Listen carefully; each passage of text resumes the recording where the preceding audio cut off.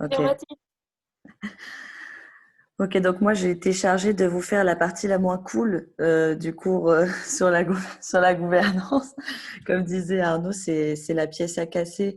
Je pense vraiment, je veux dire avant de commencer, qu'il faut vraiment il faut prendre ça comme une grille de lecture. C'est vrai que la gouvernance, c'est compliqué. Déjà, le mot, il fait peur. C'est quelque chose qui peut être vraiment gargantuesque, ça peut être très large, etc. Donc là, je vais juste vous donner un aperçu, quelques petites billes qui peuvent vous permettre, enfin, vous servir de grille de lecture quand vous allez vouloir réfléchir à la gouvernance. Il faut vraiment prendre ça comme ça et ne pas trop s'inquiéter si ça peut paraître compliqué. De toute façon, les modèles, etc., sont disponibles. Enfin, vous trouverez des sources, c'est en ligne. Enfin, j'invente rien. C'est quelque chose qui est, enfin, que vous trouverez par vous-même. Juste là, essayez de retenir peut-être la grille de lecture, les grandes lignes, et ça pourra vous servir pour ensuite justement venir taper dessus avec vos prochaines interventions et vos cas d'études derrière. Alors, pourquoi j'ai pu... Vous avez pu mes slides là, si? Toujours. Ok, alors moi, je les ai plus. Mhm. On a C'est bon. toujours la première. Ok. Donc déjà, bon, je pense qu'Arnaud vous a fait la définition, mais je vais revenir sur la définition la plus théorique possible, puisque du coup, moi, je viens vous présenter la théorie. Donc, la gouvernance, c'est l'ensemble des mesures, des règles, des organes de décision, d'information et de surveillance qui permettent d'assurer le bon fonctionnement et le contrôle d'une organisation, d'une structure. Je pense que ce qui est intéressant, c'est donc, comme disait Arnaud tout à l'heure, c'est la charpente, en fait. C'est la charpente du fonctionnement et du contrôle. Et je souligne du contrôle parce qu'en fait, en général, on pense beaucoup au fonctionnement et peut-être assez peu au contrôle. Et c'est quelque chose qui pourrait être peut-être réfléchi justement aussi dans vos autres interventions. C'est que, bah, comme dans toute structure, toute organisation, évidemment, un bon fonctionnement, c'est intéressant, mais d'avoir un regard comme ça, d'avoir des retours, d'avoir quelqu'un qui vient superviser, c'est très important aussi. Alors, quels sont les enjeux pour nos lieux? Enfin, pour les lieux de façon générale. Alors, je dirais que tout d'abord, bah, le contexte général aujourd'hui, il est quand même à, euh, à une volonté de démocratiser les organisations, on va dire, d'une transparence dans les prises de décision. Et ce phénomène, on le voit particulièrement présent dans nos lieux, dans les lieux hybrides, dans les tiers-lieux, dans les espaces communs, parce qu'ils sont souvent amenés de fait ou par choix, donc par choix ou par nécessité, à expérimenter aussi de ce côté-là au niveau de la gouvernance. En réalité, il existe déjà des grands modèles qu'on pourrait appeler sociologiquement des idéotypes qui essayent de répondre à ces aspirations. Et c'est notamment la sociocratie, la holacratie et la duocratie que je vais vous présenter juste après. En réalité, mais ça encore une fois, je pense que Arnaud vous l'avez déjà dit, c'est des modèles qui sont toujours adaptés, toujours remodelés dans la réalité, et ça souligne vraiment l'importance de la situation et en fait de l'absence totale de réplicabilité en fait dans ce domaine-là. Un autre enjeu, c'est quand même dans nos lieux, on voit beaucoup la question du droit d'usage ou du droit des usagers qui prend une place de plus en plus importante. Et c'est-à-dire que les lieux tendent vraiment à devenir de véritables communs. Bon, de toute façon, là, on est dans le DU espace commun, donc je pense que ça fait sens pour tout le monde, mais vraiment où il y a une notion de la gouvernance qui est partagée, qui est collective, contributive. Et donc, cette gouvernance effective, qui est justement partagée, collective, contributive, elle vient aussi un peu questionner, interroger le droit, notamment les statuts juridiques, donc les assos, les coopératives, etc. Enfin, vraiment tout ce qui est légal, juridique, parce que ça vient un petit peu pousser dans leur retranchement, montrer un peu qu'est-ce qui fonctionne, qu'est-ce qui ne fonctionne pas, qu'est-ce qu'il faudrait repenser, vraiment au niveau juridique classique. Donc, si vous voulez, ce qu'il faut retenir quand on veut parler de gouvernance, c'est qu'il y a deux grandes modalités qui sont un peu le X et le Y de la gouvernance, ou si c'était un tableau à deux entrées, ce serait ça aussi. C'est d'une part la répartition de l'autorité, qui est en fait plus ou moins décentralisée ou centralisée, et qui répond à la question qui prend la décision, où est prise la décision. Ça, c'est la première partie, c'est la répartition de l'autorité. Et la deuxième modalité, c'est comment est prise la décision. Et donc là, la décision, elle va être plus ou moins ouverte, plus ou moins discutée, et c'est la deuxième modalité. Donc, on va tout simplement suivre ce sommaire-là. On va d'abord parler de qui prend la décision, où est-ce qu'elle est prise. Ensuite, on va parler de comment est prise la décision. Et ensuite, je vous présenterai rapidement ces trois modèles qui cherchent à répondre aux aspirations d'aujourd'hui concernant la gouvernance ouverte, etc. Donc, tout d'abord, la répartition de l'autorité, elle peut être concentrée. Qu'est-ce que ça veut dire concentré? Ça veut dire concentré dans les mains d'une unité. Alors là, on est encore une fois dans la théorie. Pourquoi on parle d'une unité et pas d'une personne? C'est tout simplement parce que ce n'est pas forcément une personne. Ça peut être un groupe. On peut penser, typiquement, l'exemple, c'est le pôle direction. Voilà. Le pôle direction, c'est une unité. Il peut y avoir plusieurs personnes, mais il représente une unité. Et donc, l'autorité, elle peut être concentrée dans les mains de cette unité-là, sous différentes organisations. Alors, si l'autorité, elle est personnelle, donc basée sur la vision, la personnalité, l'expertise du leader, ce qu'on appelle en politique le leader charismatique, c'est ce qu'on appelle l'organisation personnalisée. Là, on a une organisation qui est informelle, c'est-à-dire que ce n'est pas noté, c'est vraiment basé sur la personnalité des personnes. Ça donne ces organigrammes en soleil que vous voyez là. Et à l'extrême inverse, j'ai envie de dire, on a l'autorité statutaire, où là, tout est formalisé, justement. En fait, l'autorité, elle est concentrée parce qu'elle est rattachée à un poste. Et du coup, ça n'a aucun rapport avec la personne. Peu importe la personne qui endosse ce poste, c'est le poste en lui-même qui a l'autorité et non pas la personne. Et donc là, en fait, tous les problèmes de coordination vont être traduits en procédure. Bon, de toute façon, en France, on connaît bien la bureaucratie, donc je vous apprends rien. Mais c'est-à-dire que normalement, en suivant les règles qui ont été écrites, qui ont été formalisées, on se coordonne sans se voir, sans se parler. Tout simplement en théorie. Sinon, l'autorité, elle peut être décentralisée. Je vais dire que c'est peut-être ce qui nous intéresse un petit peu plus, puisque ça correspond un peu plus aux visions de la gouvernance, en tout cas qu'on cherche à développer. Et là, elle peut être décentralisée de différentes manières. La manière la plus connue, c'est la fameuse pyramide, l'organisation pyramidale, la décentralisation verticale du pouvoir, où en fait, on va déléguer son pouvoir à un collaborateur. Donc, par exemple, moi, manager, je délègue à mon collaborateur une partie de mon autorité. Néanmoins, si je lui délègue une partie de mon pouvoir de décision, je ne lui délègue pas du tout ma responsabilité. C'est toujours la personne en haut de la pyramide qui est responsable. Donc, ça donne cette organisation au râteau qui est assez classique. L'organisation duale, c'est aussi assez classique en fait dans les entreprises, notamment les entreprises de production de produits, etc., mais aussi les entreprises artistiques, puisqu'en fait, c'est ce qu'on appelle le fonctionnement matriciel, donc comme ça, avec deux entrées, puisqu'il y a une dissociation entre les autorités hiérarchiques et fonctionnelles. Qu'est-ce que ça veut dire? Ça veut dire que, d'une part, on a ceux qui sont en charge d'obtenir les résultats liés vraiment à la raison d'être de l'entreprise. Donc, c'est vraiment quel est le but de l'entreprise, donc son activité, sa finalité. Et de l'autre côté, on va avoir ceux qui sont en charge de la gestion des ressources, donc plutôt les ressources financières ou technologiques, matérielles, etc. Donc typiquement, en fait, c'est qu'une personne peut avoir à rendre compte à deux personnes. Je vais donner l'exemple un peu classique du directeur artistique, par exemple, et du directeur financier. Ces deux directions qui vont avoir des autorités qui sont en fait équivalentes, mais dans des domaines différents. Donc, ça donne ces fonctionnements matriciels-là qu'on voit aussi assez régulièrement quand même aujourd'hui dans les entreprises. Et enfin, sinon, on peut avoir une autorité complètement éclatée. Donc, une autorité qui est répartie sur l'ensemble des parties. Et cette fois-ci, la responsabilité, du coup, elle est portée collectivement. Puisqu'il n'y a plus de système comme ça d'avoir un échelon supérieur. Et donc, ça, on appelle ça la subsidiarité, qui est différent de la délégation qu'on voyait au début. En fait, quand on délègue un pouvoir, c'est nous qui décidons. On va noter, je vais donner à mon collaborateur une liste donc de domaines sur lesquels il pourra prendre des décisions.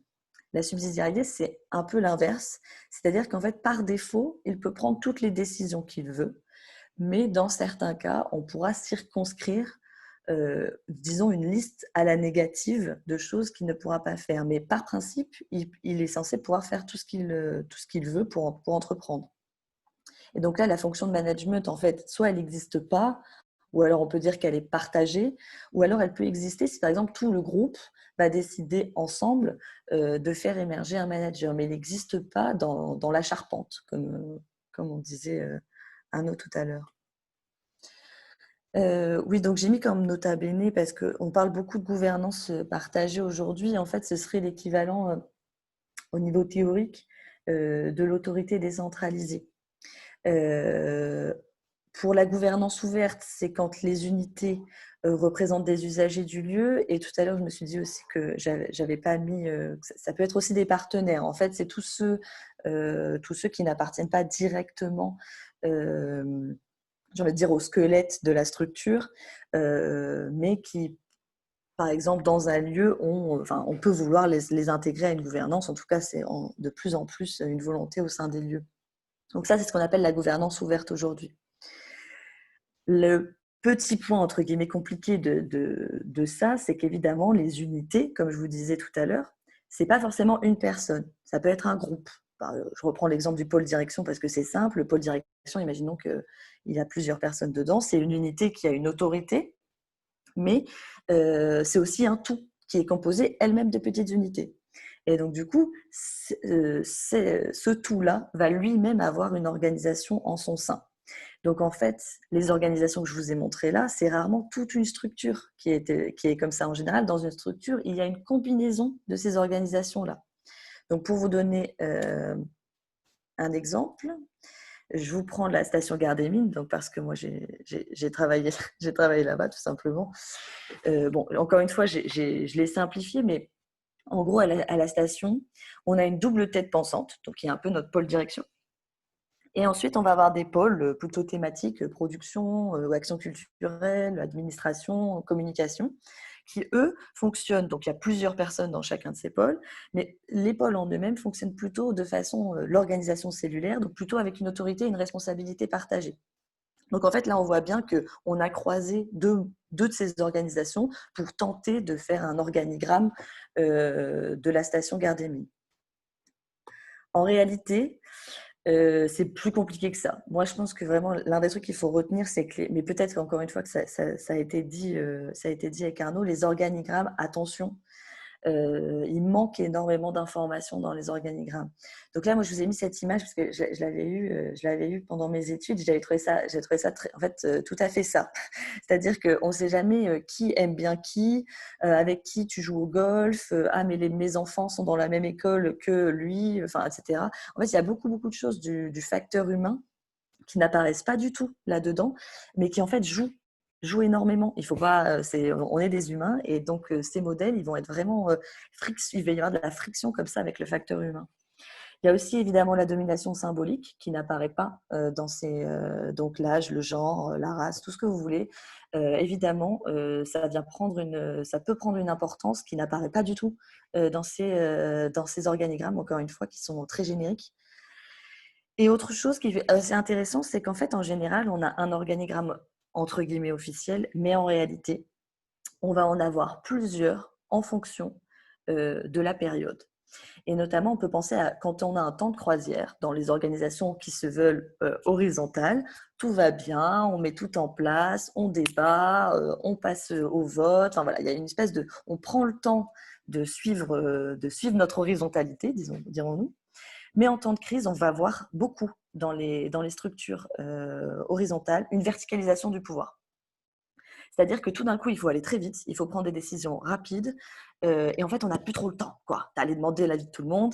Et en fait, ce qui serait intéressant, c'est même de faire deux schémas, par exemple, un temps de crise, un temps de croisière, qui correspondrait davantage à la réalité. Mais en fait, on peut imaginer que ce soit 4, 5 schémas, parce que dans certaines structures, il existe différentes temporalités. Et en fait, à chaque temporalité pourrait correspondre à un schéma différent en réalité. Donc ça, c'était la première partie qui est un peu… Donc la répartition de l'autorité, en gros, c'est comment monter un organigramme où est prise la décision. Et maintenant, les modalités de la prise de décision. Bon, alors tout d'abord, il y a le vote, mais là, je pense que tout le monde voit à peu près de quoi je parle. Il y a différentes modalités, évidemment, qu'on peut définir, l'unanimité, la majorité absolue, la majorité relative. ce qui est souvent mis en avant quand une structure choisit le vote, c'est vraiment le désir du respect du principe d'égalité. La deuxième chose, c'est que la décision, elle est prise rapidement. Parce qu'on verra que ce n'est pas le cas avec les deux autres modalités. L'inconvénient du vote, c'est qu'il faut toujours penser que quand on vote, on met en compétition des options qui sont prédéfinies. C'est-à-dire qu'en fait, on ne va pas chercher d'alternatives. Il y a A ou B, et C ou D, ça n'existe pas. Alors que, en réalité, peut-être que C ou D sont des meilleures solutions, mais on vote entre A et B. Il y a le DOC à Paris notamment qui fonctionne beaucoup au vote, qui a pendant très longtemps fonctionné avec des très grandes assemblées générales chaque mois, avec des votes où tout le monde votait tous les sujets. Donc c'est vraiment, je dirais que c'est le classique de la démocratie de façon collégiale, etc. C'est vraiment par le vote, c'est cette culture-là. On voit de plus en plus de structures qui travaillent au consensus. Le consensus, c'est lorsque tous les participants d'un débat sont pour. Donc, en fait, le but, c'est de se mettre d'accord par le débat, par la discussion, sur une décision. Les avantages, c'est que ça évite les conflits, puisque tout le monde est d'accord. Néanmoins, la prise de décision, elle est beaucoup plus longue, parce que pour atterrir sur un consensus, ça peut prendre beaucoup de temps. Alors, les pourfendeurs du consensus vont vous dire que si la prise de décision est plus longue, on récupère ce temps sur l'exécution. Parce qu'en fait, puisque tout le monde est d'accord, il y aura moins de gens qui vont traîner des pieds pour un petit peu mettre en place les décisions, etc. Et donc, c'est vraiment ce qui est mis en avant. Un des points négatifs aussi qu'on trouve dans les structures qui utilisent le consensus, c'est quand même parfois que les décisions, elles sont complètement dénaturées ou alambiquées par rapport à l'objet de base, parce qu'en fait, à force de discussion, à force de compromis, on s'éloigne vachement du cœur de la décision qui était censée être prise.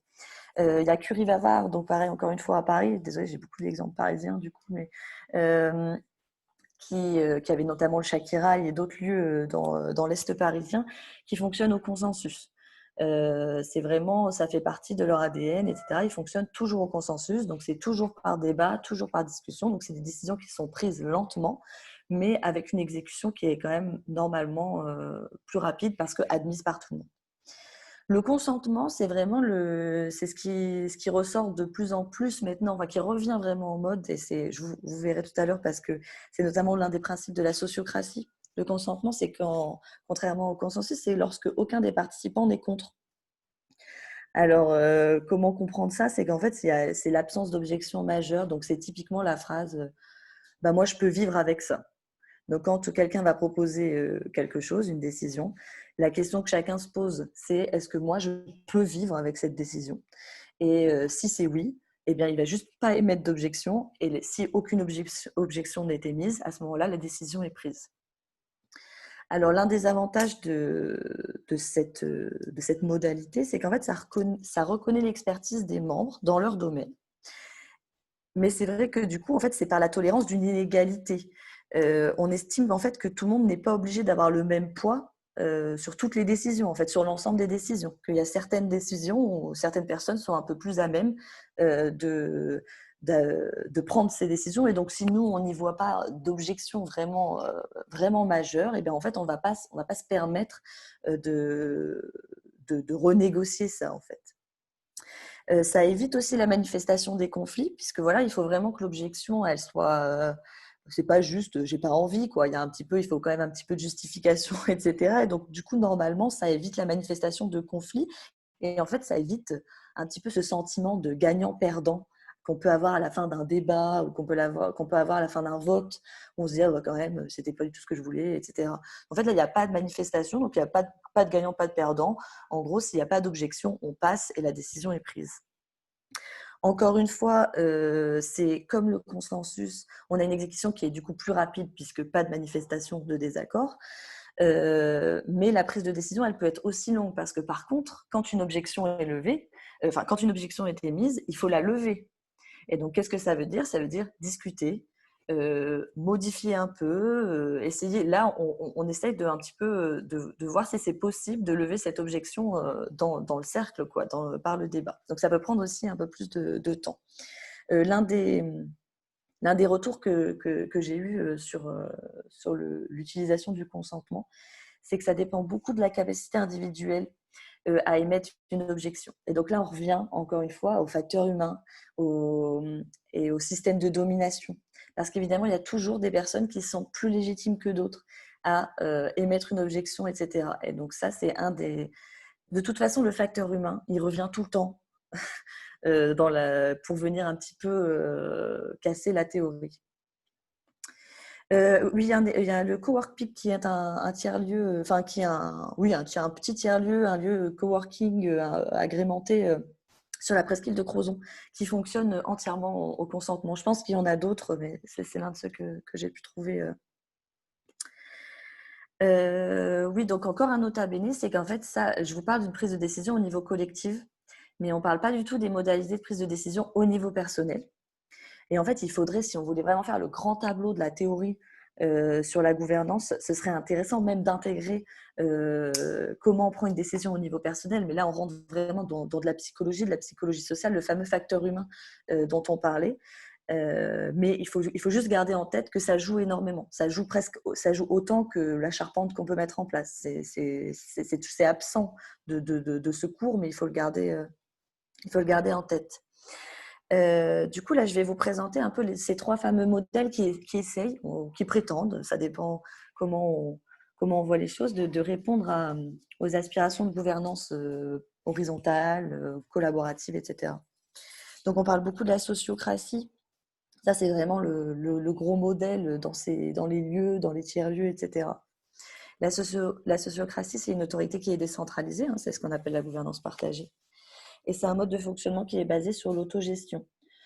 En fait, la sociocratie, quand vous recherchez dessus, ils vont toujours un peu prendre cet exemple de l'organisme vivant qui va s'autogérer, etc., qui va être assez itératif, avec des allées et venues, de la modification, enfin, en fonction de l'environnement. Il y a vraiment toute cette métaphore de l'organisme vivant. Et en fait, les prises de décision, elles sont distribuées sur l'ensemble de la structure. Donc, au début, c'est ce qu'on disait, l'organisation cellulaire, où vraiment l'autorité va être explosée sur l'ensemble de la structure. Et donc, il y a les deux grands mots, c'est que du coup, chacun a la liberté de faire ce qu'il veut, mais chacun est co-responsable du coup des résultats. La sociocratie, elle a 4 règles de fonctionnement. C'est vraiment... tout à l'heure, je vous ai montré des types d'organisation vraiment très, très théoriques. La sociocratie, c'est vraiment un modèle, c'est-à-dire qu'elle va vous expliquer comment on fonctionne. C'est vraiment, on est censé pouvoir l'appliquer telle qu'elle. Donc la sociocratie, c'est 4 règles de fonctionnement. Et le premier, c'est le consentement. Donc c'est ce que je vous expliquais juste avant. Donc les décisions sont prises toutes les décisions sont prises par consentement.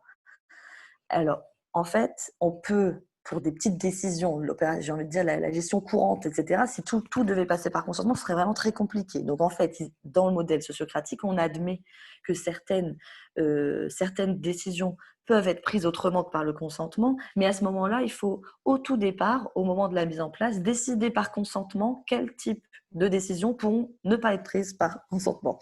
Donc, voilà, c'est un petit peu, c'est-à-dire que tout, de toute façon, doit être consenti, mais on va pouvoir faire une espèce de liste, notamment sur tout ce qui est, la gestion courante de la structure. Si à chaque fois, il faut demander le consentement de tout le monde pour commander une ramette de papier, on n'a pas fini.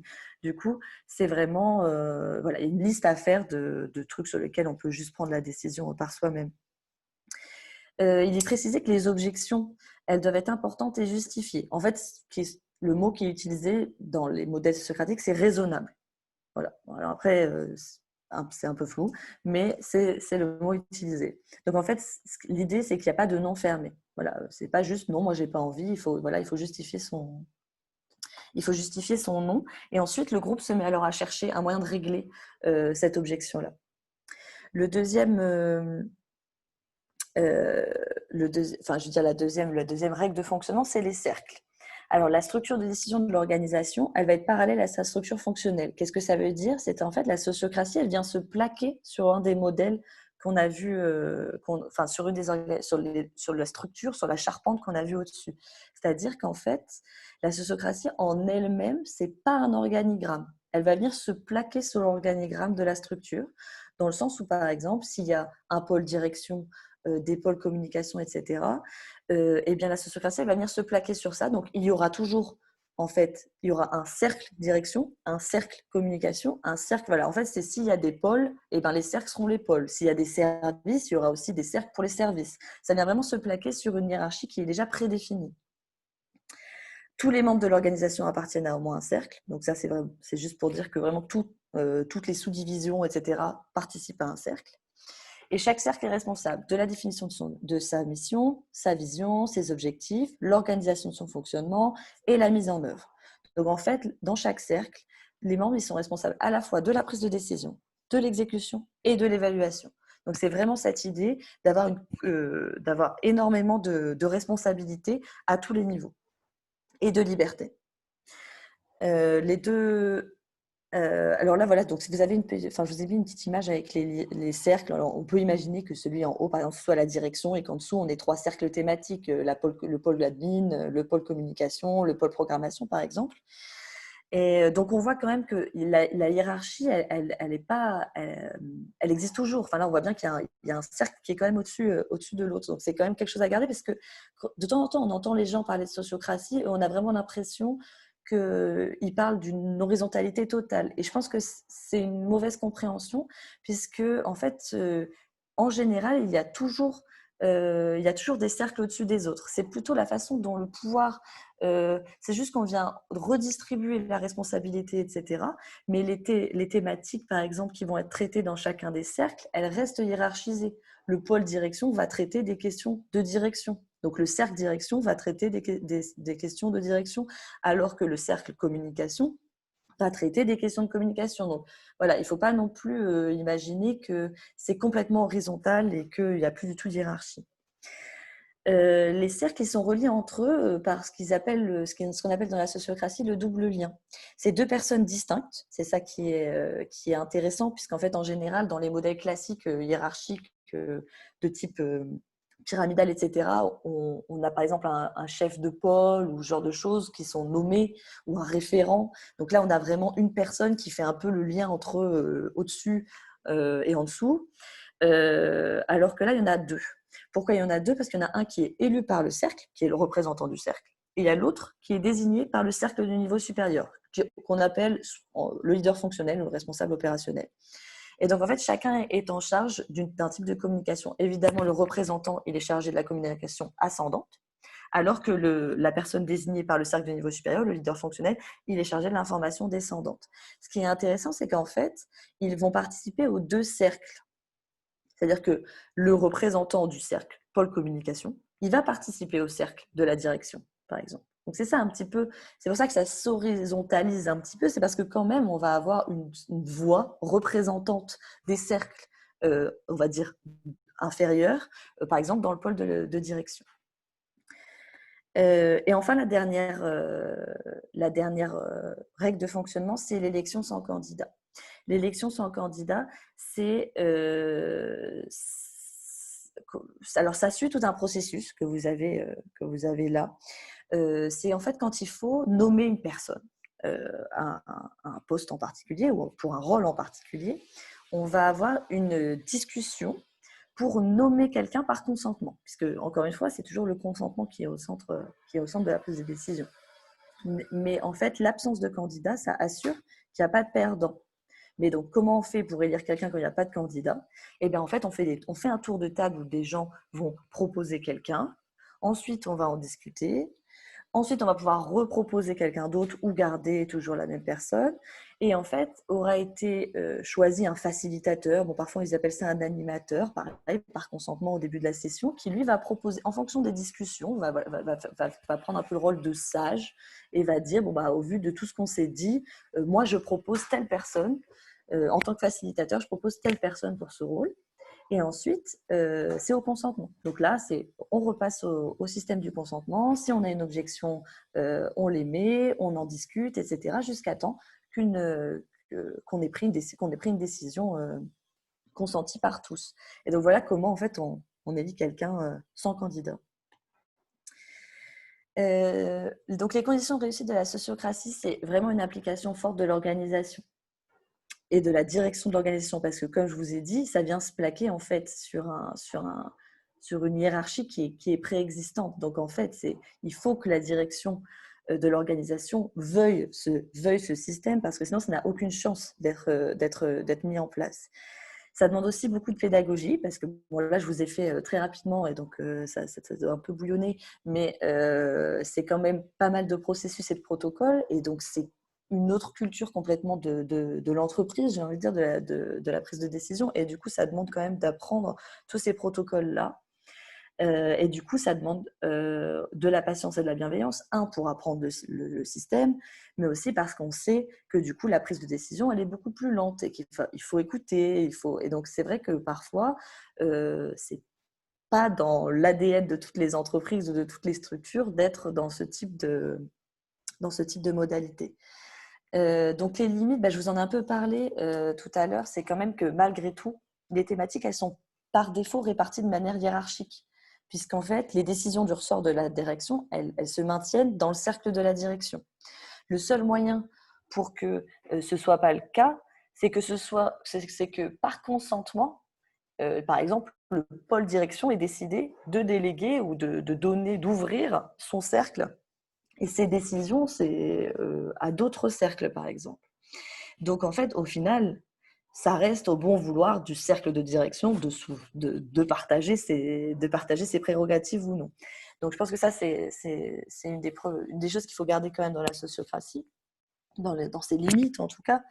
Et la seconde chose, c'est que quand même, on a un flou sur les objections. Donc, c'est ce que je vous disais tout à l'heure. Donc, il est dit qu'il faut qu'une objection soit raisonnable. C'est assez flou. Je pense que c'est quelque chose, encore une fois, ça reste un modèle. Et par exemple, ça peut être, par exemple, voilà, un travail à faire. Si le modèle sociocratique vous plaît ou plaît à la structure, ça peut être un travail fait de définir qu'est-ce qu'une objection raisonnable, enfin pour vous, pour votre structure, etc. Parce qu'en fait, c'est pas du tout expliqué en soi dans le modèle. Un deuxième modèle qui est assez, dont on parle pas mal, c'est l'holacratie. Alors, l'holacratie, c'est une technologie sociale. Pourquoi c'est une technologie? Je dis que c'est une technologie sociale, c'est pas moi qui le dis, c'est la marque tout simplement qui le dit, puisqu'en fait, l'holacratie, c'est une marque déposée. Donc ça, il faut quand même en être bien conscient. C'est pas du tout un modèle générique qui a été pensé, etc. C'est vraiment c'est une technologie sociale qui est vendue, on peut être formé à l'holacratie, etc. Dans son principe, l'holacratie, c'est un dérivé de la sociocratie. Il y a 4 principes fondamentaux qui sont les mêmes: la gouvernance par cercle, le double lien, le consentement, l'élection sans candidat. Ils vont rajouter les rôles qui sont un rôle, en fait, c'est une entité organisationnelle.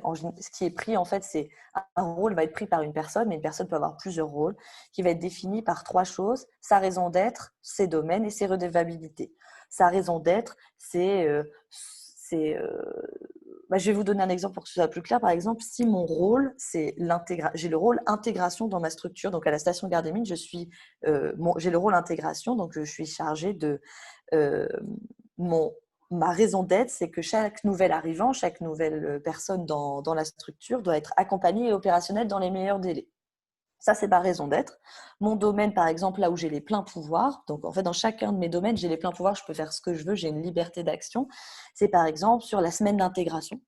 Là, c'est moi qui décide tout sur la semaine d'intégration. Et les redevabilités, c'est par exemple ce que le reste de la structure peut attendre, est en droit d'attendre de moi. Donc, par exemple, c'est la formation aux outils collaboratifs. Mon collègue, il peut attendre que chaque nouvel arrivant, il soit vraiment opérationnel sur les outils collaboratifs, puisque c'était ma redevabilité que ce soit comme ça. Margot? Oui. Oui, est-ce que ça te va si on finit vers 50, encore 4 minutes pour qu'on puisse garder un petit temps de questions-réponses? Ouais, j'ai presque fini, il me reste 2 slides. Trop bien, merci beaucoup. Ce qu'il y a à retenir de l'holacratie, c'est que c'est vraiment une structure qui est totalement flexible. Elle est tout le temps remise en question par les réunions de triage, les réunions de gouvernance, parce qu'il y a un très grand nombre de réunions dans le système holacratique, c'est une gouvernance itérative adaptative, c'est-à-dire qu'à chaque fois, dès qu'il y a une objection, on va remettre en question la charpente et on la redéfinit. Donc en fait, c'est vraiment quelque chose qui est tout le temps en évolution. C'est vraiment l'aspiration de ce qu'on appelle les entreprises agiles, etc. C'est un système qui est complètement prescriptif. Il y a une constitution donc, qui est sur le site de la marque où, en fait, quand on décide de faire la holacratie, on est obligé de suivre ce système qui est complètement prescriptif. Les risques, c'est quand même très peu de place faite à l'humain. Donc, c'est une technologie sociale, mais c'est quasiment une technocratie sociale. Enfin, ça, c'est un petit peu mon point de vue. Mais c'est que vraiment, il y a très peu de place. Déjà qu'il y a peu de place dans les modèles de façon générale, mais par exemple, il y a une restriction des objections qui peuvent concerner que l'objectif, la mission. Donc, il n'y a pas du tout de question de valeur, d'avis personnel, etc. Il y a une multiplication des réunions, comme je vous disais, parce qu'en fait, il y a des réunions de triage, mais il y a des réunions de gouvernance qui viennent s'ajouter aux réunions juste que nous, on fait de façon générale pour faire avancer une structure. Donc, en fait, il y a vraiment le temps passé en réunion qui explose. Ça, c'est l'une des critiques que les gens font beaucoup à l'holacratie. Et sinon, il y a vraiment cette idée du changement constant. En fait, c'est vrai que la gouvernance itérative, processus adaptatif, on a l'impression que c'est super positif, puisqu'on se dit, bah oui, il y a un problème, il faut que ça change. Et en fait, en réalité, on se rend compte dans le domaine de la santé du travail que s'il y a trop de changements, en fait, l'humain soumis à un changement constant, il va avoir une augmentation du stress et un sentiment d'insécurité. Il y a eu notamment justement ce bouquin Les nouveaux cobayes de Daniel Lyons. C'est un bouquin c'est un Anglais qui a fait ça et ça avait fait un petit buzz, qui avait vraiment travaillé sur ces nouveaux systèmes d'organisation et qui montrait comment au niveau santé au travail, en fait, c'était assez compliqué à gérer. D'ailleurs, on voit que l'holacratie, elle est davantage mise en place dans des entreprises, Engie, BNP Paribas, Michelin, Airbus, etc., qui font des expérimentations holacratiques, alors que la sociocratie, etc., sont plutôt des modèles que des associations vont revendiquer. Et enfin, pour terminer, la duocratie. Donc là, la duocratie, donc le pouvoir de faire, je pense que vous en avez déjà entendu parler, c'est vraiment le modèle des wikis, des hackerspaces, c'est vraiment la forme d'auto-organisation par excellence. Les individus s'assignent eux-mêmes des tâches et les exécutent. Donc, ils en sont responsables, c'est eux qui décident, ils les exécutent et ils sont responsables de leur finalité. Ça facilite vraiment la prise d'initiative par le plus grand nombre, l'implication par le plus grand nombre, puisqu'en fait, c'est juste je veux faire, je fais. Donc, ça va vraiment comment dire, autoriser le droit à l'erreur, on n'attend plus l'autorisation pour faire les choses, etc. C'est un modèle qui, du coup, où la hiérarchie est complètement absente, en tout cas de manière stricte et définie. Les responsabilités, elles sont vraiment confiées aux individus et il n'y a pas du tout de question de poste, etc. Et si l'initiative elle est individuelle, on se rend compte dans ces modèles, notamment dans les hackerspaces, etc., qu'en fait, la réalisation, elle est d'autant plus collective. C'est-à-dire qu'en fait, si chacun s'assigne tout seul la réalisation de ses idées, la pratique, elle est quand même basée sur la confiance et ça encourage l'entraide comme nouvelle façon de produire, en fait. Et c'est ce qui nous amène en fait à la condition de réussite de la duocratie, c'est que certes, je m'assigne tout seul une tâche, mais en fait, décider requiert d'être informé. Ça pourrait être le motto de la duocratie, c'est-à-dire qu'en fait, il faut demander des avis, interroger, écouter les gens qui ont une expertise, rencontrer les personnes qui sont impactées. Il y a vraiment cette importance donnée à l'information, savoir vers qui se tourner, etc., pour mettre en place mon action. Mais tout ça, c'est basé sur la confiance. Donc, comme je vous disais, les Fab Labs, tout ça, c'est le monde. Enfin, tout ça, ça vient du monde Fab Labs, Do It Yourself Makers, etc. Et ça remet vraiment le droit à l'erreur en fait au sein des organisations. Le Molodeuil à Strasbourg pourrait être un peu, en tout cas, s'inspire grandement de la duocratie puisque c'est vraiment un système autogéré où on peut venir proposer, j'ai envie d'y développer quelque chose, je viens y développer. Mais c'est aussi développé dans pas mal de ce qu'on appelle les gaming companies, tout ce qui est un petit peu en lien finalement avec le monde du jeu ou des logiciels, etc. Où en fait, parce que le logiciel libre, toute cette philosophie de la démocratie, etc., vient quand même de tout ce qui est du logiciel libre et du coup, Valve, qui est un autre exemple de ce type de modèle. Et j'ai terminé. Voilà, voilà. J'espère que vous n'avez pas été trop assommés par toute cette théorie. On carbure au café. Un grand merci, Margot. Trop bien.